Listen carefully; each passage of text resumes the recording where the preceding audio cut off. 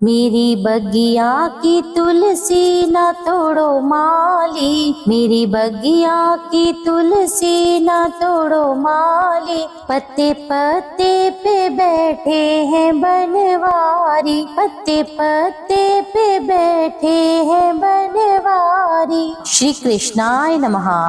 आप सभी को पोष पुत्रदा एकादशी व्रत की हार्दिक ढेरों शुभकामनाएं। आज की इस वीडियो में आप सुनेंगे पोष पुत्रदा एकादशी की संपूर्ण व्रत कथा और तुलसी माता की कथा। कथा के अंत में आप जानेंगे कि एकादशी वाले दिन किस मंत्र के जाप से संतान की प्राप्ति होती है और संतान का जीवन सुख में बना रहता है। इसलिए आप सभी श्रोताओं से मेरा निवेदन है कि वीडियो को अंत तक अवश्य ही देखें। आइए कथा का आरंभ करते हैं। प्रेम से बोलिए विष्णु भगवान की जय, माता लक्ष्मी की जय। भगवान श्री कृष्ण के श्री मुख से सभी एकादशी व्रतों का महत्व सुनते हुए धर्मराज युधिष्ठिर ने भगवान श्री कृष्ण से कहा कि हे प्रभु, ये कल्याणकारी और महापुण्यदायी कथाएं सुनकर मेरे आनंद की कोई सीमा नहीं है और इन एकादशियों के प्रति मेरी जिज्ञासा बढ़ती ही जा रही है। हे मधुसूदन, अब आप मुझे पोष पुत्रदा एकादशी की कथा भी सुनाने की कृपा कीजिए। इस एकादशी का क्या नाम है, इसके व्रत का क्या विधान है, इसमें किस देवता का पूजन किया जाता है और इस व्रत को रखने से किन फलों की प्राप्ति होती है। कृपया करके आप इन सभी का विस्तार पूर्वक वर्णन कीजिए। धर्मराज युधिष्ठिर की बात सुनकर भगवान श्री कृष्ण कहने लगे, हे धर्मराज, द्वापर युग के आरंभ में ही महिष्मती नाम की एक नगरी थी। उस नगरी में महाजीत नाम का एक राजा राज्य किया करता था।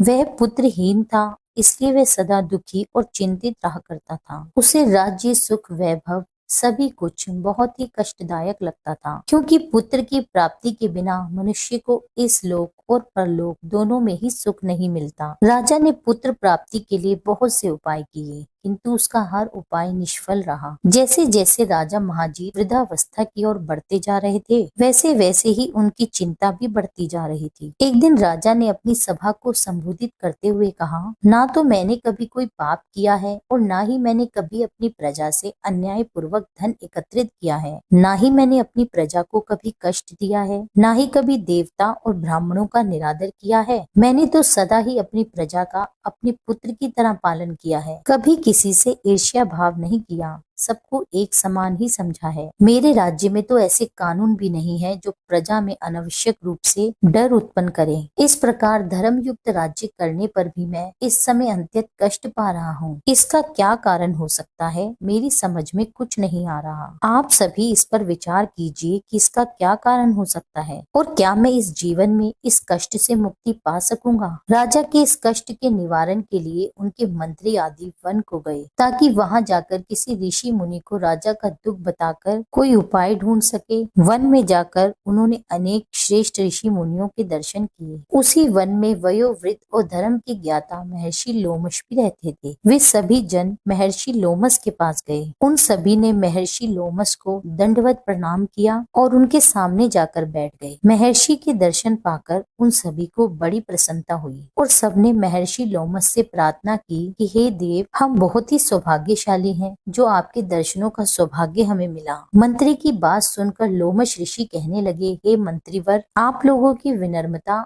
और सद्व्यवहार से मैं अति प्रसन्न हूँ। आप मुझसे अपने यहाँ आने का कारण बताइए। मैं आपके कार्य को अपने सामर्थ्य के अनुसार अवश्य ही करूँगा, क्योंकि हमारा शरीर ही परोपकार के लिए बना है। लोमश ऋषि के ऐसे मधुर वचन सुनकर मंत्री कहने लगे, हे ऋषिवर, आप हमारी सभी बातों को जानने में ब्रह्मा जी से भी ज्यादा समर्थ हैं, इसलिए आप हमारे संदेह को दूर कीजिए। महिष्मती नाम की नगरी के हमारे महाराज महाजीत बड़े ही धर्मात्मा और प्रजा पालक हैं। वह प्रजा का पुत्र की तरह धर्म अनुसार पालन करते हैं, किंतु फिर भी वह पुत्रहीन है। हे महामुने, इससे हिमालय राजा अत्यंत दुखी रहते हैं। हम लोग उनकी प्रजा हैं, हम भी उनके दुख से दुखी हो रहे हैं, क्योंकि प्रजा का यह कर्तव्य है कि राजा के सुख में सुख माने और दुख में दुख माने। हमें उनके पुत्रहीन होने का अभी तक कोई कारण नहीं पता चल सका है, इसलिए हे मुनिवर, हम आपके पास आए हैं। अब आपके दर्शन करके हमें पूर्ण विश्वास है कि हमारा दुख अवश्य ही दूर हो जाएगा, क्योंकि महान पुरुषों के दर्शन मात्र से ही प्रत्येक कार्य की सिद्धि होती है। इसलिए अब आप हमें ये बताने की कृपा कीजिए, किस विधान से हमारे महाराज पुत्रवान हो सकते हैं। हे ऋषिवर, यह आपका हम पर और हमारे राज्य की प्रजा पर बड़ा ही उपकार होगा। ऐसी करुण प्रार्थना सुनकर लोमश ऋषि नेत्र बंद करके राजा के पूर्व जन्मों पर विचार करने लगे। कुछ क्षणों के बाद उन्होंने विचार करके कहा, हे भद्रजनों, आपके राजा का इस जन्म में पुत्रहीन होना उनके पूर्व जन्म के पापों का ही परिणाम है। आपका राजा पिछले जन्म में अत्यंत उद्दंड था और बुरे कर्म किया करता था। अपने पिछले जन्म में यह एक गांव से दूसरे गांव में घूमा करता था। एक बार सावन मास के शुक्ल पक्ष की एकादशी के दिन की बात है। यह 2 दिन से भूखा था। दोपहर के समय एक जलाशय पे जल पीने गया। तभी उसी जगह पर एक ब्याई हुई गाय जल पी रही थी। राजा ने उस गाय को प्यासी ही भगा दिया, उसे पानी नहीं पीने दिया और खुद पानी पीने लगा। इसलिए हे श्रेष्ठ पुरुषों, तुम्हारे राजा को इस जन्म में यह कष्ट भोगना पड़ रहा है। एकादशी के दिन भूखा रहने का यह फल हुआ कि वह इस जन्म में राजा है और प्यासी गाय को जलाशय से भगाने के कारण वह इस जन्म में पुत्रहीन है। ये जानकर सभी मंत्रीगण प्रार्थना करने लगे, हे मुनि श्रेष्ठ, शास्त्रों में तो ऐसा लिखा है कि पुण्य से पाप नष्ट हो जाते हैं, अतः कृपा करके आप हमें कोई ऐसा उपाय बताइए जिससे हमारे राजा के पूर्व जन्म के पाप नष्ट हो जाएं और उन्हें पुत्र रत्न की प्राप्ति हो। मंत्रीगणों की बात सुनकर लोमश ऋषि कहने लगे, हे भद्रजनों, अगर तुम सब प्रजाजन मिलकर पौष मास के शुक्ल पक्ष की पुत्रदा एकादशी का व्रत करो, एकादशी व्रत करो और रात्रि जागरण करो और उस व्रत का फल राजा को दान कर दो, तो तुम्हारे राजा के यहाँ अवश्य ही पुत्र उत्पन्न होगा। राजा के सभी कष्टों और पापों का नाश हो जाएगा। इस उपाय को जानकर मंत्री सहित सभी ने महर्षि लोमश को कोटि कोटि धन्यवाद किया और उनका आशीर्वाद लेकर सभी अपने राज्य में वापस लौट आए। फिर उन्होंने लोमश ऋषि की आज्ञा अनुसार पुत्रदा एकादशी का विधान पूर्वक उपवास किया और द्वादशी तिथि को उसका फल अपने राजा को दे दिया। इस पुण्य के प्रभाव से रानी ने जल्द ही गर्भ धारण किया और 9 माह बाद एक अत्यंत तेजस्वी पुत्र को जन्म दिया। हे धर्मराज, इसलिए इस एकादशी का नाम पुत्रदा एकादशी पड़ गया। संतान प्राप्ति की इच्छा रखने वाले भक्तों को संयम पूर्वक इस व्रत को रखकर व्रत कथा अवश्य ही पढ़नी और सुननी चाहिए। हरे कृष्णा। ये एकादशी व्रत कथा यहीं पर संपूर्ण होती है। अब सुनिए संतान प्राप्ति मंत्र, जिसका आपको पुत्रदा एकादशी वाले दिन तुलसी की माला पर जाप करना है। ओम देवकी सुत गोविंद वासुदेव जगतपति देहि में तन्यम कृष्ण त्वाहम शरणम गतः। संतान के सुख में जीवन के लिए और संतान प्राप्ति के लिए पुत्रदा एकादशी वाले दिन इस मंत्र का जाप अवश्य ही करना चाहिए। आप इस मंत्र का जाप 108 बार कर सकते हैं। अब सुनिए श्री तुलसी माता की कथा। एक बार भगवान शिव ने अपने तेज को समुद्र में फेंक दिया। उससे अनेक महातेजस्वी बालक का जन्म हुआ। यह बालक आगे चलकर जलंधर के नाम से पराक्रमी दैत्य राजा बना, जिसकी राजधानी का नाम जलंधर नगरी था। दैत्य राज काल नेमी की कन्या वृंदा का विवाह जलंधर से हुआ। जलंधर एक महाराक्षस था। अपनी सत्ता के मद में और शक्ति के मद से चूर उसने माता लक्ष्मी जी को पाने की कामना से युद्ध किया, परंतु समुद्र से ही उत्पन्न होने के कारण माता लक्ष्मी ने उसको अपने भाई के रूप में स्वीकार कर लिया। वहां से पराजित होकर वे देवी पार्वती को पाने की इच्छा से कैलाश पर्वत पर गया।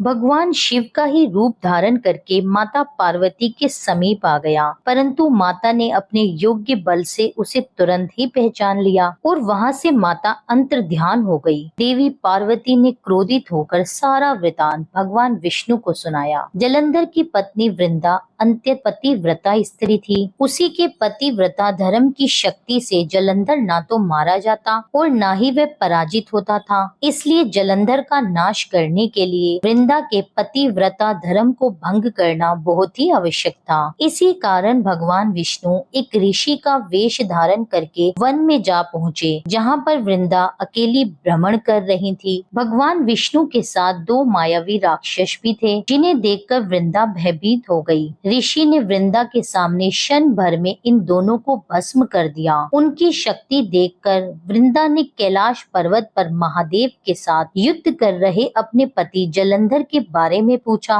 तब ऋषि ने अपनी माया से 2 वानर वहां प्रकट किए। एक वानर के हाथ में जलंधर का सिर था तो दूसरे के हाथ में धड़। अपने पति की यह दशा देखकर वृंदा मूर्छित होकर गिर गई। होश में आने पर उन्होंने ऋषि रूपी भगवान से विनती की कि वह उसके पति को जीवित कर दें। प्रभु ने अपनी माया से जलंधर का सिर धड़ से जोड़ दिया, परंतु स्वयं भी वह उसी के शरीर में प्रवेश कर गए। वृंदा को इस छल का जरा भी आभास नहीं हुआ। जलंधर बने भगवान के साथ वृंदा पतिव्रता का व्यवहार करने लगी, जिस कारण से उसका अस्तित्व भंग हो गया। ऐसा होते ही वृंदा का पति, जो महादेव से युद्ध कर रहा था, जलंधर युद्ध में हार गया और उसका वध कर दिया गया। सारी लीला का जब वृंदा को पता चला तो उसने भगवान विष्णु को शिला होने का श्राप दे डाला और स्वयं भी सती हो गई। जहाँ पर वृंदा भस्म हुई वहाँ तुलसी जी का पौधा उगा। भगवान विष्णु ने वृंदा से कहा, हे वृंदा, तुम अपने सतीत्व के कारण मुझे लक्ष्मी जी से भी अधिक प्रिय हो गई हो।